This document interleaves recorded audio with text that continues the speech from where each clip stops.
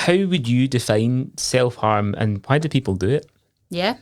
So we at the Self-Harm Network define self-harm as any non-accidental behaviour which causes or has the potential to cause harm to a person. So when we're talking about self-harm, we're talking about self-harm as a coping strategy. It's something that people often use to cope with difficult, distressing or overwhelming feelings or experiences that they are either having currently in their life, or it could be stuff that they've experienced in the past that they're still kind of struggling to cope with now.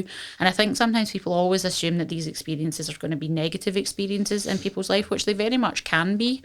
But they can also sometimes be what we might think of as positive experiences, in that it's about that stress and overwhelm and distress that can come from things.